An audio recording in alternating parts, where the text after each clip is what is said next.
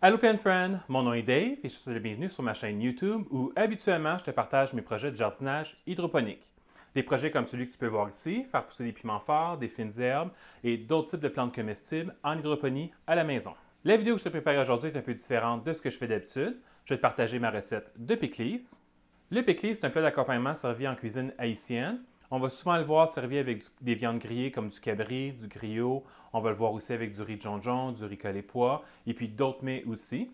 Moi, personnellement, je m'en sers quand je fais de la cuisine haïtienne. Donc d'ailleurs, ce que j'ai dans mon ventre en ce moment, c'est de la cuisine haïtienne. Je me suis réchauffé un reste de mon griot puis de mon riz collé que j'ai fait au début de la semaine et puis c'était vraiment délicieux. Puis je l'ai mangé justement avec du pickles. Puis là, mon pot de pickles, il est pratiquement vide. Donc c'est pour ça que je te montre aujourd'hui comment faire du pickles. Il m'en faut d'autres. L'autre endroit parce que je trouve que c'est vraiment le fun de manger du pickles, c'est avec la salade. Donc quand je me fais un bol de salade avec la laitue, tomates, carottes, etc., différents légumes crus, j'aime bien ça me mettre une ou deux fourchettées de pickles sur le dessus. Ça apporte un kick qui est vraiment le fun. Avec le vinaigre, le piment fort, ça apporte une dimension qui est vraiment super intéressante sur une salade de légumes crus. Comme tu peux sans doute en déduire avec mon teint de peau, je ne suis pas d'origine haïtienne, puis je prétends pas non plus tout connaître du pickles ou de la cuisine haïtienne. Ce que je vais te partager aujourd'hui, c'est ce que moi je connais, puis mon expérience à moi à faire du pickles ces dernières années. Cette vidéo est dédiée à Maman Sheila, Tiga Ducans et Tiga Terrence. Merci de faire partie de ma vie et aussi merci de m'avoir appris comment faire du pickles.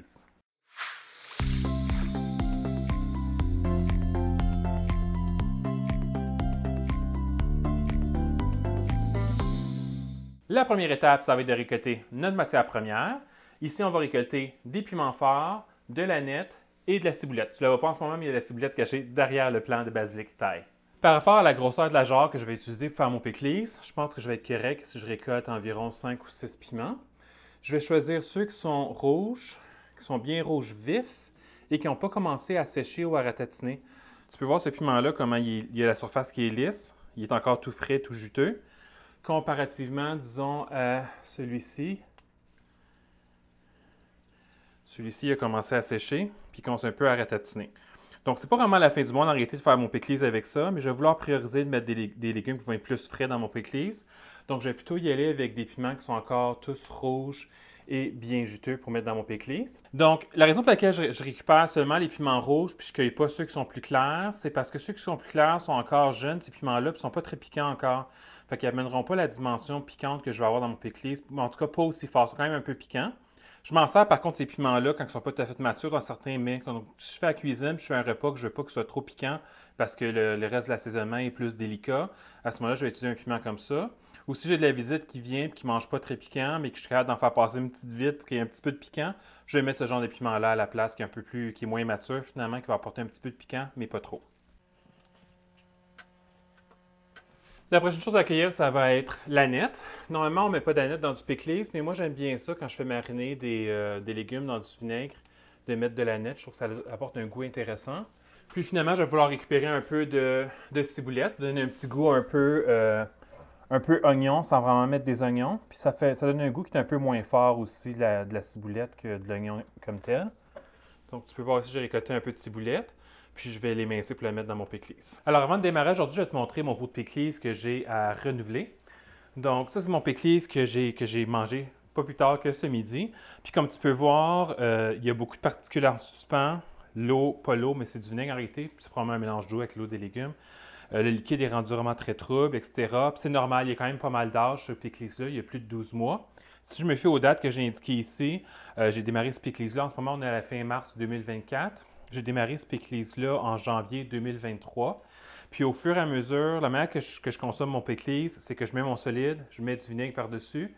Puis quand j'en prends pour en manger, j'utilise une fourchette. Comme ça, je sors juste le solide, je sors le vinaigre qui est collé sur le solide, mais je ne sors pas avec une cuillère pour avoir du vinaigre vraiment dans mon assiette. Fait que le vinaigre, il reste là, mais le solide descend. Donc, au fur et à mesure qu'il commence à se vider du solide, bien, je râpe d'autres carottes, je râpe d'autres choux, je mets d'autres piments, puis je le remplis de nouveau. Donc, ce pickles-là, j'ai démarré en janvier 2023. Je vois ici qu'en avril, j'ai rajouté du solide dedans. Après ça, en septembre, j'ai rajouté du solide de nouveau. Pardon, non. Après ça, en juin, j'ai racheté du solide. Puis après ça, en septembre, j'ai racheté du solide. Puis cette année, en janvier, j'en ai racheté de nouveau. Puis là, il est vraiment rendu à l'étape parce que je trouve que ça a l'air d'être du vieux Pickles. Donc là, ce que je vais faire, je pourrais juste le remplir de nouveau en réalité. Mais ce que je vais faire, c'est que je vais le redémarrer à zéro. Donc je vais tout vider ça au complet. Je vais nettoyer mon pot. Puis après ça, je vais pouvoir partir mon nouveau Pickles. Maintenant que ma jarre est nettoyée, je vais pouvoir démarrer la recette. Je vais commencer avec le chou. Le chou, c'est vraiment la base du Pickles, comme je te disais. Puis, si tu veux bien faire les choses, probablement que tu serais mieux d'acheter une pomme de chou puis la râper toi-même. C'est ce que je fais la plupart du temps. Mais là, j'avais envie d'utiliser la version rapide, un peu paresseuse, puis d'acheter une salade de choux déjà mélangée. Ce que je vais faire, c'est que je vais la mettre dans mon pot, juste pour me faire une idée de la quantité de choux que j'aurai besoin pour remplir mon pot. Je ne vais pas vouloir emmener du chou jusqu'en haut complètement, parce que j'ai d'autres ingrédients à rentrer dans le pot, mais aussi parce que je dois laisser de la place pour avoir un dessus que le vinaigre puisse couvrir les ingrédients, pour que tout soit sous la surface du vinaigre. Fait que si je considère ça, puis que j'aimerais mettre 2 carottes là-dedans, je devrais être correct avec cette quantité-là. Donc, si je mets... Aujourd'hui, ça va être une recette qui n'aura pas de proportion. Je fais vraiment ça au pif ou à vue d'œil du pickles. Donc, je le fais par rapport aux ingrédients que j'ai, puis comment je fais cette journée-là par rapport à ce que j'aimerais que mon pickles goûte.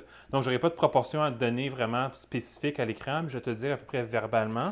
Donc, ça, c'est un sac de 340 grammes de salade de choux déjà râpée. Puis, je dirais que j'en ai mis probablement le 3/4 environ dans ma jarre. Ce que je vais faire, c'est que je vais vider ça dans le bol.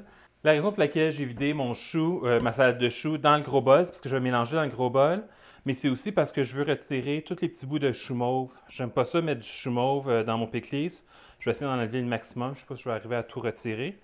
La raison pour laquelle je n'aime pas mettre du chou mauve dans mon pickles, c'est que la couleur, je ne sais pas c'est quoi la molécule qui donne la couleur mauve au chou mauve, mais ce que je sais, c'est que quand on met du chou mauve dans du vinaigre, la couleur, elle sort, puis elle s'en va dans le liquide, puis elle teinte tout le pickles. Ça fait vraiment bizarre un pickles qui a une teinte comme bleu-mauve. C'est vraiment étrange. C'est zéro appétissant, on s'entend là.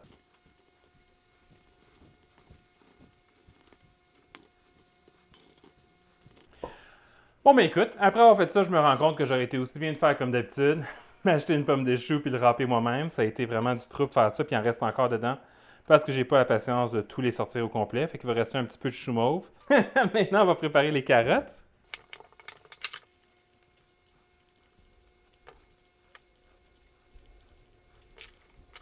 Je vais en profiter que je prépare des carottes pour me faire plaisir.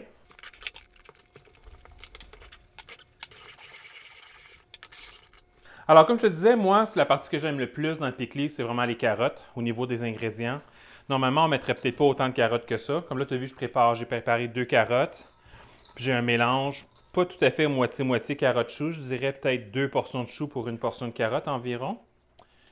Fait que c'est à peu près ça la proportion que moi je vais faire. Puis je vais aussi me garder une petite poignée de carottes râpées. Faire une petite collation pour mon chien tantôt. Billy est rendu très vieux. Fait que ses dents il n'y a plus tellement de dents dans sa bouche en réalité, puis ceux qui restent sont pourris. Puis, mais il adore manger des carottes, mais il ne peut plus manger des carottes à cause de ses dents. Par contre, quand je lui râpe comme ça, il peut les manger. Ah, d'ailleurs, il aime le chou. Je vais lui préparer du chou. Ah, il reste du chou là. Je vais lui préparer du chou aussi. Donc, c'est réglé pour les carottes. Maintenant que ça c'est fait, on va intégrer nos autres ingrédients. On va y aller avec nos piments forts en premier. Donc, les piments forts, ce que j'aime bien faire quand il reste encore une petite tige sur le piment fort, c'est de le tenir par la tige. Comme ça, je vais éviter d'avoir de l'huile qui est à l'intérieur du piment sur mes doigts. Sinon, mon astuce, quand je prépare des piments forts, surtout des piments qui sont ultra forts, plus forts que ceux-là, c'est que je vais porter des gants à vaisselle, des gros gants à vaisselle épais jaunes. Ben, la couleur n'est pas importante, on s'entend là.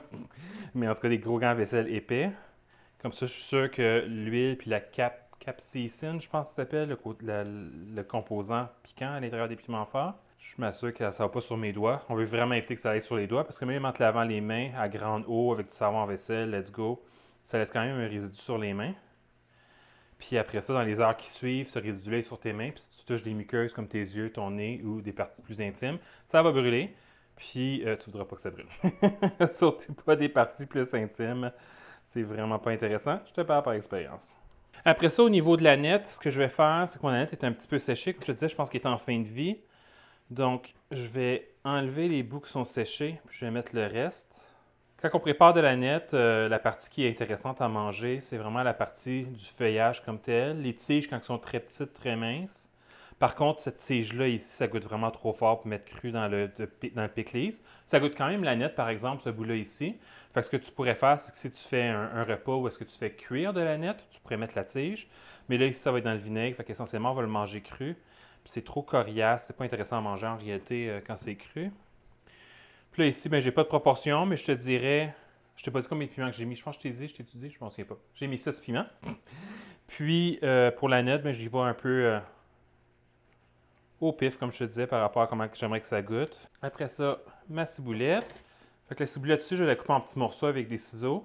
Je pourrais aussi utiliser un hachoir. Si jamais tu veux utiliser un hachoir, je ne l'ai pas ici à portée de main. Des fois, j'utilise un petit hachoir manuel avec une corde qu'on tire. C'est une toute petite chose. Ça va vraiment super bien. Mais je trouve que la ciboulette, ça se coupe bien au ciseau. Fait que je vais le faire au ciseau. Ça va faire la job en réalité.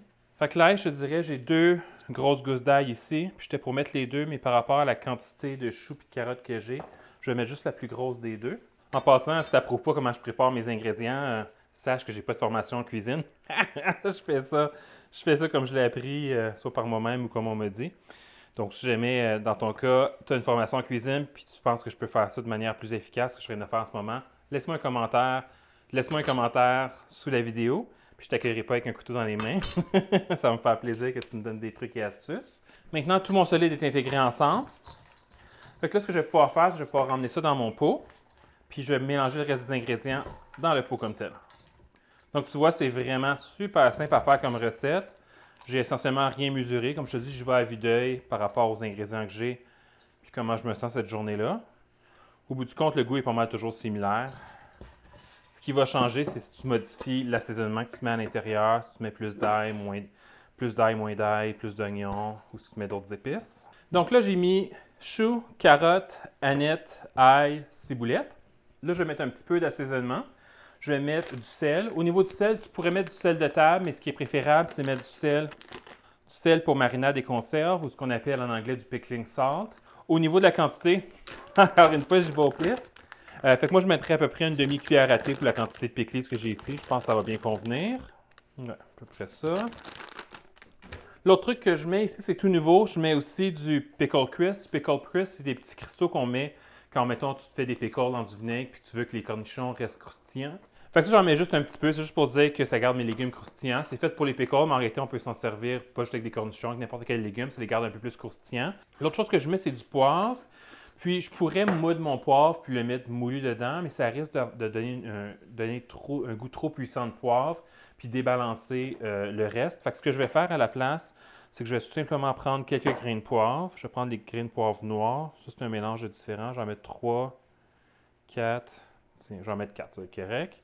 Donc, je vais en mettre 4. Puis, je mets vraiment les grains entiers. Je ne les écrase pas, rien. Je veux juste que ça libère un petit peu un goût de poivre dans mon mélange à travers le vinaigre, mais pas au point où ça va goûter le poivre à fond. Là. Je ne veux pas que ça annule ou que ce soit plus fort que les autres saveurs ou les autres odeurs que j'ai dans mon pickles. Fait que la dernière étape, en réalité, ça va être d'ajouter le vinaigre. J'utilise ici tout simplement du vinaigre blanc, c'est vraiment à la base. C'est le même vinaigre blanc que j'utilise pour nettoyer mes machines hydroponiques, le même que j'utilise pour nettoyer plein de choses dans la maison et que j'utilise dans des sauces piquantes et ici dans mon pickles. J'ai déjà essayé de faire des légumes marinés comme ça avec du vinaigre de cidre de pomme. C'était intéressant, mais au bout du compte, j'ai préféré avec du vinaigre blanc. Ça a comme un goût comme plus, qui pique plus. C'est pas un goût piquant, mais je ne sais pas comment le dire. En anglais, les gens disent un sharp. C'est plus sharp comme goût, c'est plus comme aiguisé, je ne sais pas trop. Mais avec le vinaigre blanc, ça goûte vraiment meilleur. Je préfère mettre du vinaigre blanc. Puis tout ce que tu veux faire avec ton vinaigre, en réalité, tu veux juste couvrir tes légumes. Puis là, je vais le brasser un peu parce que je veux vraiment que le vinaigre rentre jusque dans le fond. Et aussi mes épices que j'ai mis sur le dessus. Le vinaigre, probablement, va les dissoudre et les faire descendre. Mais je vais quand même les mélanger un peu pour que ça s'intègre un peu plus loin. Ouais, je regarde ça, puis je pense que j'aurais pu en mettre un petit peu plus. Je vais me faire plaisir, je vais mettre un peu plus de choux, en n'oubliant pas d'en laisser pour Billy.